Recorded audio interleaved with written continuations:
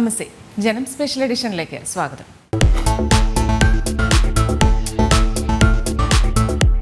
ആരോപണങ്ങളുടെ കൊടുങ്കാറ്റിൽ ആടിയുലയുന്ന പിണറായി സർക്കാരിന് കിട്ടിയ മറ്റൊരു കനത്ത പ്രഹരം തന്നെയായിരുന്നു TP വധക്കേസ് പ്രതികൾക്കെതിരെയുള്ള കോടതി വിധി. വിചാരണ കോടതി ജീവപര്യന്തം തടവിന് ശിക്ഷിച്ച് കൊലയാളി സംഘത്തിലെ 11 പ്രതികളുടെയും അപ്പീൽ തള്ളിയാണ് ഹൈക്കോടതിയുടെ സുപ്രധാന വിധി വന്നത്. CPM-നുള്ളിലെ പ്രത്യയശാസ്ത്ര സമരങ്ങളിൽ ജനപക്ഷത്ത് നിന്നിരുന്ന VS അച്യുതാനന്ദന് സ്വന്തം പാർട്ടി തന്നെ നൽകിയ പാരിതോഷികമായിരുന്നു TP ചന്ദ്രശേഖരൻ വധം. ഒരർത്ഥത്തിൽ പറഞ്ഞാൽ VS-ന് വേണ്ടി ബലിമൃഗമാകുകയായിരുന്നു TP ചന്ദ്രശേഖരൻ. ചരിത്രത്തിൽ ബലിമൃഗങ്ങൾ ഉണ്ടാകുന്നത് പലപ്പോഴും ഇങ്ങനെയാണ്. TP ചന്ദ്രശേഖരനെ വളരെ 3-4 വട്ടം അത് അറ്റംപ്റ്റ് ചെയ്ത് ആ അറ്റംപ്റ്റുകളൊക്കെ ഫെയിലായതിനു ശേഷവും അതെല്ലാം മാറ്റിവെച്ചതിന് ശേഷവും ഫൈനലായിട്ടൊരു അറ്റംപ്റ്റിൽ ശരിക്കും അദ്ദേഹത്തിൻ്റെ പ്രോഗ്രാമെല്ലാം മനസ്സിലാക്കി അങ്ങനെ പോയി.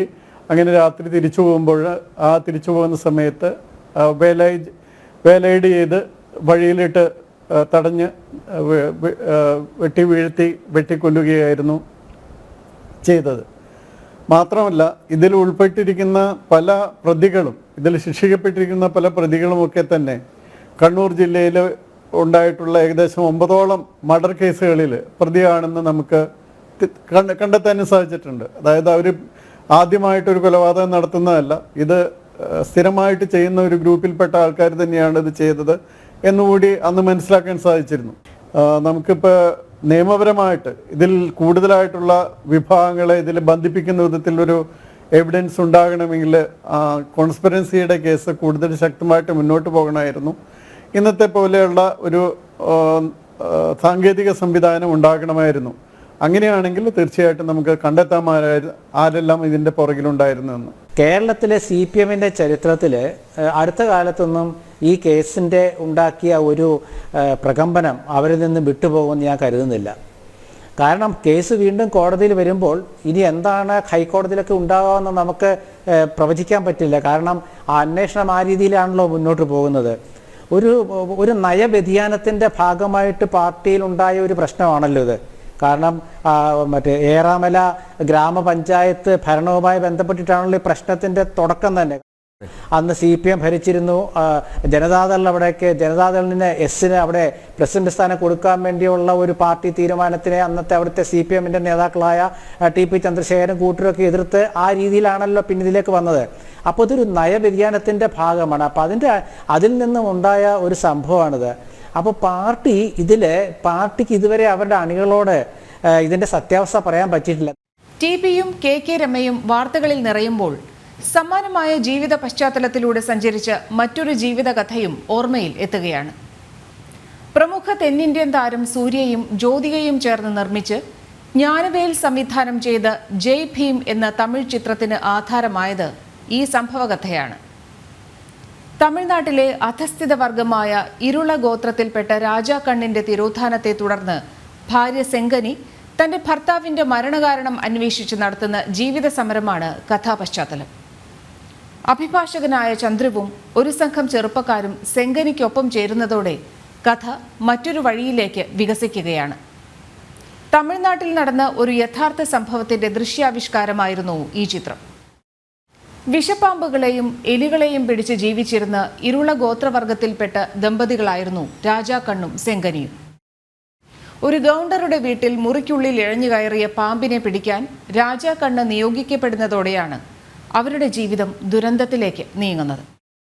അലമാരയിൽ നിന്ന് ആഭരണങ്ങൾ നഷ്ടപ്പെട്ടു എന്ന പരാതിയുമായി ഗൗണ്ടറുടെ ഭാര്യ എത്തുന്നതോടെ രാജാക്കണ്ണ് ഒറ്റ നിമിഷം കൊണ്ട് ഒരു കള്ളനായി തീരുകയാണ്.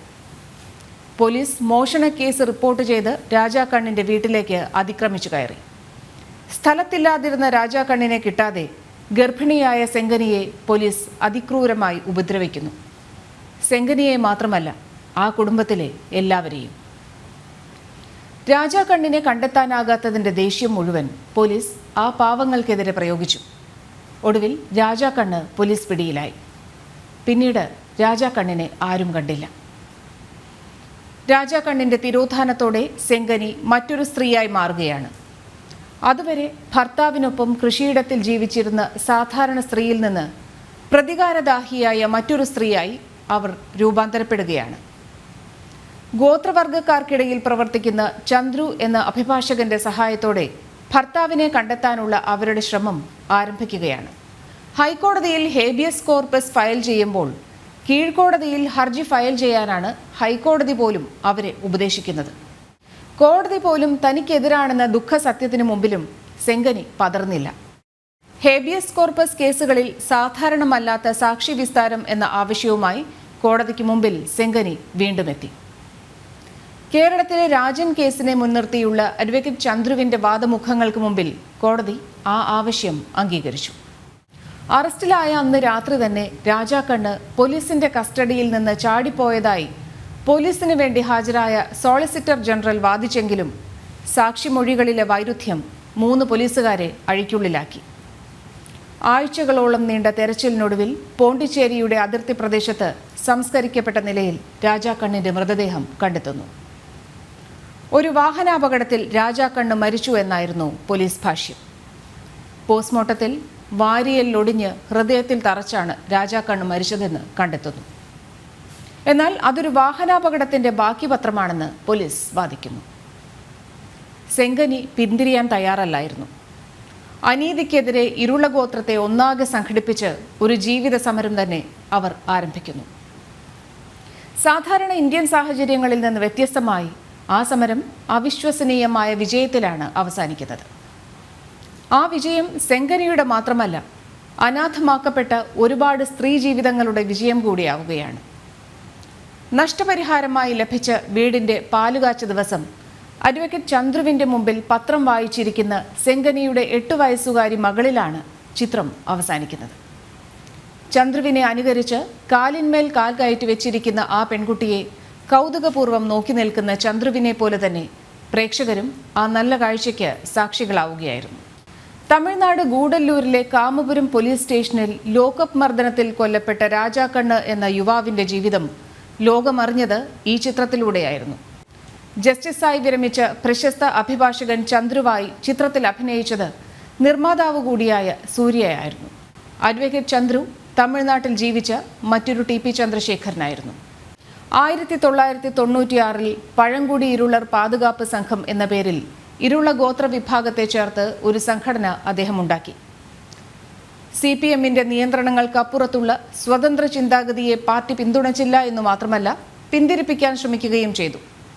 ചന്ദ്രു പിന്മാറാൻ തയ്യാറായിരുന്നില്ല. ദളിത് ജീവിതാവസ്ഥകളെ വോട്ടാക്കി മാറ്റാനുള്ള CPM തന്ത്രങ്ങളോട് അയാൾ മുഖം തിരിഞ്ഞു നിന്നു. ചന്ദ്രു പഞ്ചമി ഭൂമി എന്ന പേരിൽ ദളിതർക്കായി ഭൂമി നേടിയെടുക്കൽ തുടങ്ങി നിരവധി പ്രക്ഷോഭങ്ങൾക്ക് നേതൃത്വം നൽകി തുടങ്ങിയത് പാർട്ടിയെ കൂടുതൽ അസ്വസ്ഥമാക്കി.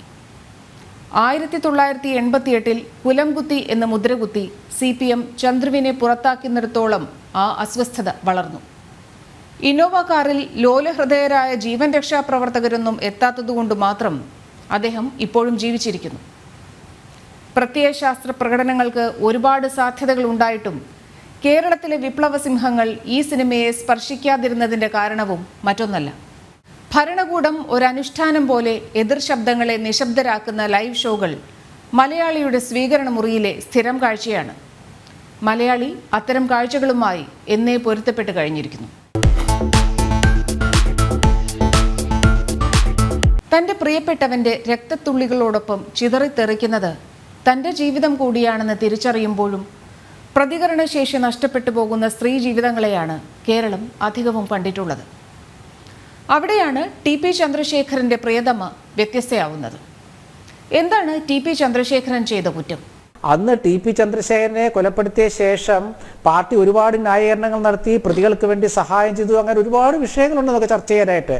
പക്ഷെ അതിൽ പിന്നീട് UDFന്റെ ഭാഗമായിട്ട് കെ രമ RMP സ്ഥാനാർത്ഥി വടകരയിൽ ജയിച്ച ശേഷം UDFന്റെ സംരക്ഷണയിലേക്ക് RMP പോയി എന്ന് മാത്രമല്ല, നിയമസഭയിൽ ശ്രീ പിണറായി വിജയന്റെ മുഖത്ത് നോക്കി ചോദ്യം ചോദിക്കാൻ ടി.പി. ചന്ദ്രശേഖരന്റെ ഭാര്യയ്ക്ക് കഴിഞ്ഞു എന്നത് CPM എങ്ങനെ സഹിക്കും? കമ്മ്യൂണിസത്തെ പിണറായിസം ഗ്രസിച്ചു തുടങ്ങിയ ആദ്യ നാളുകളിൽ തന്നെ അത് തെറ്റാണെന്ന് ഉറക്കെ വിളിച്ചു പറഞ്ഞു എന്നതാണ് ടി.പി. ചന്ദ്രശേഖരൻ ചെയ്ത കുറ്റം. താൻ വിശ്വസിക്കുന്ന പ്രത്യയശാസ്ത്രത്തിൽ അതുമായി യാതൊരു ബന്ധവുമില്ലാത്ത ഒരാൾ കടന്നു കയറി ആധിപത്യം സ്ഥാപിക്കുന്നത് തെറ്റാണെന്ന് പറയാൻ അയാൾക്ക് ഒട്ടും ഭയമുണ്ടായിരുന്നില്ല. അടിമകളുടെ ആൾക്കൂട്ടമായി താൻ വിശ്വസിക്കുന്ന പ്രസ്ഥാനം മാറിപ്പോകുന്നതിനെതിരെ പ്രതികരിക്കേണ്ടത് ചരിത്രപരമായ ആവശ്യമായി തിരിച്ചറിഞ്ഞു എന്നിടത്താണ് ആ ചെറുപ്പക്കാരൻ്റെ ദുരന്തം ആരംഭിക്കുന്നത്. മറ്റെല്ലാവരെയും പോലെ വാചകത്തിൽ വിപ്ലവവും പ്രവൃത്തിയിൽ അടിമത്തവുമായി വേണമെങ്കിൽ അയാൾക്ക് മുൻപോട്ട് പോകാമായിരുന്നു. സ്ഥാനമാനങ്ങൾ നൽകുന്ന ആഡംബരങ്ങൾ വേണ്ടുവോളം ആസ്വദിച്ച് ഒരു ആധുനിക സഖാവിൻ്റെ ജീവിതം അയാൾക്ക് നയിക്കാമായിരുന്നു. എന്തുകൊണ്ടോ ഇരട്ട വ്യക്തിത്വവുമായി ജീവിക്കാൻ ആ മനുഷ്യന് സാധിച്ചില്ല. കാരണഭൂതനും കപ്പിത്താനും കഴുകനുമൊക്കെയായി വ്യാജ വ്യക്തിത്വങ്ങളെ ഉപമിക്കാനുള്ള കഴിവ് അയാൾക്കുണ്ടായിരുന്നില്ല. അതുതന്നെയായിരുന്നു അയാളുടെ പരാജയവും. വിചാരണ കോടതിയുടെ കണ്ടെത്തലുകൾക്കപ്പുറത്ത് CPM-ന്റെ ചില നേതാക്കന്മാർ കൂടി ഈ ഗൂഢാലോചനയിൽ പങ്കാളികൾ എന്നുള്ളതിൽ കൺവിക്ട് ചെയ്യപ്പെടണം എന്നൊരു നിലപാടിലേക്ക് ഹൈക്കോടതിയുടെ ഡിവിഷൻ ബെഞ്ച് വന്നിട്ടുണ്ട്. അതാണ് എത്ര കൃത്യമായി അതാണ് അത്രയും കൃത്യമായിട്ട് അവർ അങ്ങനെ സ്ഥലത്ത് എത്തുന്നുണ്ട്. അത് വലിയ പ്രതീക്ഷ നൽകുന്ന കാര്യമാണ്. കാരണം ഈ കേസ് നേരെയല്ല പോയതെന്നുള്ളതിന്റെ ഏറ്റവും വലിയ തെളിവാണത്. രണ്ട് പ്രധാനപ്പെട്ട CPM-ന്റെ താഴെത്തട്ടിലെ നേതാക്കന്മാർ ഗൂഢാലോചനയിൽ കൺവിക്ഷൻ അർഹിക്കുന്ന തെളിവുകൾ ഉണ്ടായിട്ടും വിചാരണ കോടതിയുടെ ശ്രദ്ധയിൽ അത് വന്നില്ല. ഈ പറയുന്ന ഹൈക്കോടതി ഫൈൻഡിങ് ഉൾപ്പെടെ വെച്ചിട്ട് CBI അന്വേഷണത്തിന് വിടണം. ഇനി ആരും ഇങ്ങനെ കൊല്ലപ്പെടരുത്. ഒരു രാഷ്ട്രീയം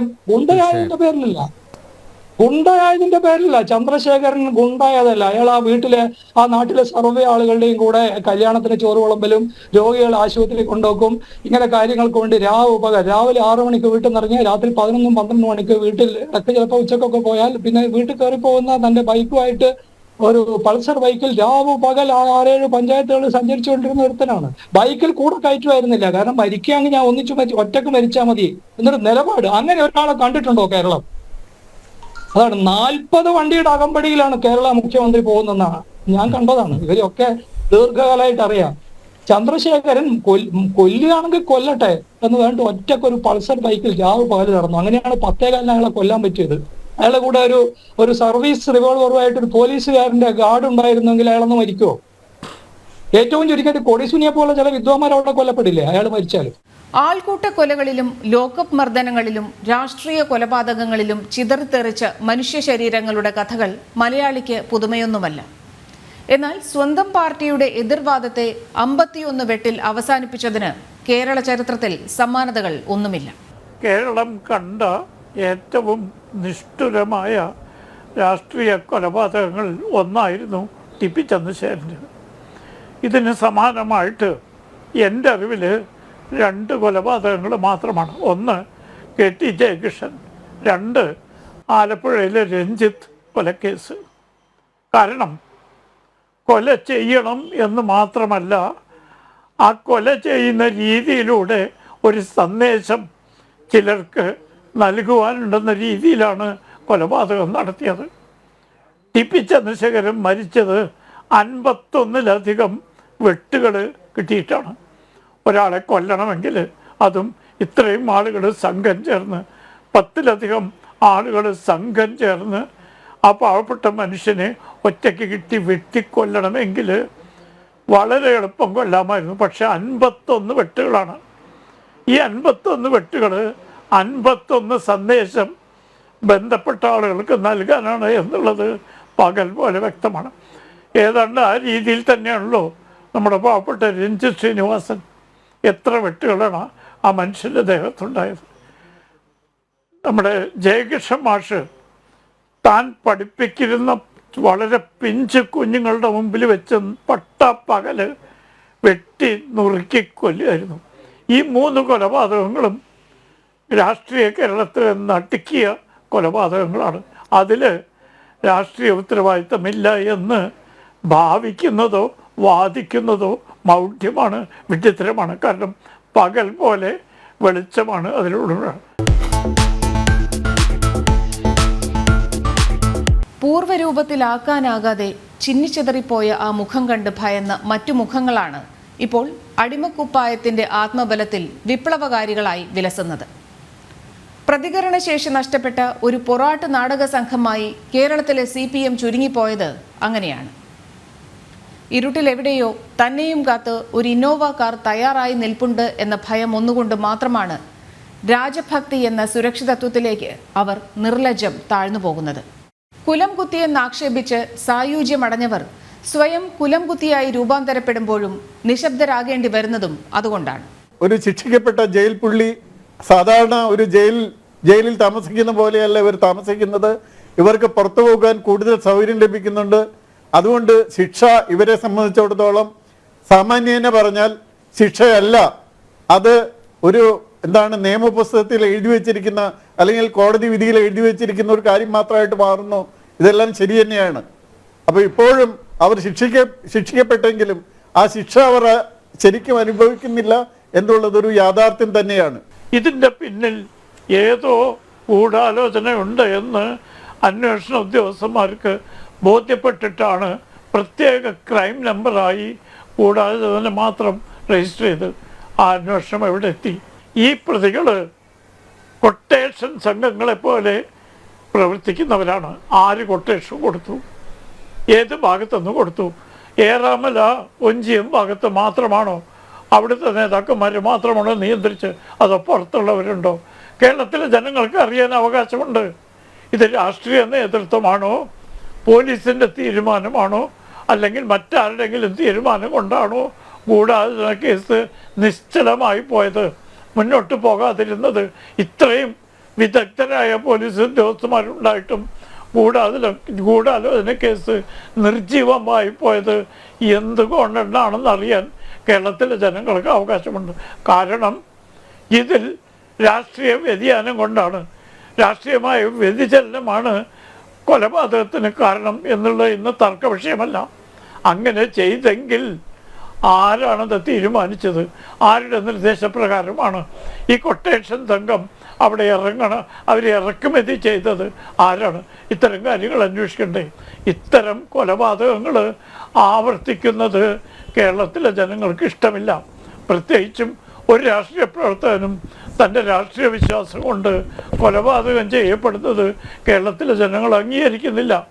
അപ്പം അത്തരം കൊലപാതകങ്ങൾക്ക് ആരാണ് ഉത്തരവാദി എന്ന് കണ്ടുപിടിക്കേണ്ട ബാധ്യത പോലീസ് ഉദ്യോഗസ്ഥന്മാർക്കുണ്ട്. ആ കാര്യത്തിൽ വീഴ്ചയുണ്ടായി എന്ന് ഞാൻ ആവർത്തിച്ച് പറയണം. തൻ്റെ മകൻ എങ്ങനെയാണ് നഷ്ടപ്പെട്ടത് എന്നറിയാൻ ഒരു ജന്മം മുഴുവൻ കോടതി വരാന്ത കയറിയിറങ്ങി തളർന്ന് ഒരു അച്ഛൻ്റെ കണ്ണീർ വീണു കുതിർന്ന മണ്ണാണ് കേരളം. ഈച്ചര വാര്യർ എന്ന അച്ഛൻ മകനെക്കുറിച്ച് എഴുതിയ രക്തം കിനിയുന്ന ഓർമ്മക്കുറിപ്പിൽ കണ്ണീരിൻ്റെ കടൽ നമുക്ക് കണ്ടെടുക്കാൻ സാധിക്കും. ആ വരികൾ ഇങ്ങനെയാണ്: കർക്കിടകത്തിൽ മഴ തകർത്തു പെയ്യുകയാണ്. മഴ പെയ്ത് നിറയുമ്പോഴൊക്കെ ഞാൻ എൻ്റെ മകനെ ഓർക്കുന്നു. പരുക്കനായ ഒരച്ഛനായതുകൊണ്ട് മാത്രം ഞാൻ കേൾക്കാതെ പോയ അവൻ്റെ പാട്ടുകൾ കൊണ്ട് എൻ്റെ ഭൂമി നിറയുകയാണ്. എനിക്ക് കാണാം, പുറത്ത് അവൻ മഴ നനഞ്ഞു നിൽക്കുകയാണ്. ഒരു ചോദ്യം മാത്രം ബാക്കി നിൽക്കുന്നു: എൻ്റെ നിഷ്കളങ്കനായ കുഞ്ഞിനെ മരിച്ചിട്ടും നിങ്ങൾ എന്തിനാണ് മഴയത്ത് നിർത്തിയിരിക്കുന്നത്? അതെ, ഇരുട്ടിൽ കോരിച്ചുരിയുന്ന മഴയിലേക്ക് ശ്രദ്ധയോടെ നോക്കിയാൽ കുറേ മനുഷ്യരൂപങ്ങളെ നമുക്കും കാണാനാകും. ആ ആൾക്കൂട്ടത്തിൽ 51 വെട്ടിനാൽ മുഖം നഷ്ടപ്പെട്ട ഒരാത്മാവിനെ നമുക്ക് കാണാം. സ്വന്തം വിദ്യാർത്ഥികൾക്ക് മുമ്പിൽ വെട്ടേറ്റ് പിടഞ്ഞു വീണ അധ്യാപകനെ കാണാം. അങ്ങനെ നിരവധി പേരെ. അപ്രിയ സത്യങ്ങളെ ചോദ്യം ചെയ്തു എന്നതാണ് അവർ ചെയ്ത കുറ്റം.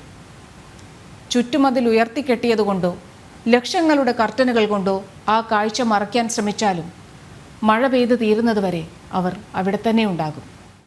മഴ ഒരു പ്രളയമായി വടവൃക്ഷങ്ങളെ കടപുഴക്കുന്നത് കാണാനാണ് അവർ മഴ നനഞ്ഞു നിൽക്കുന്നത്.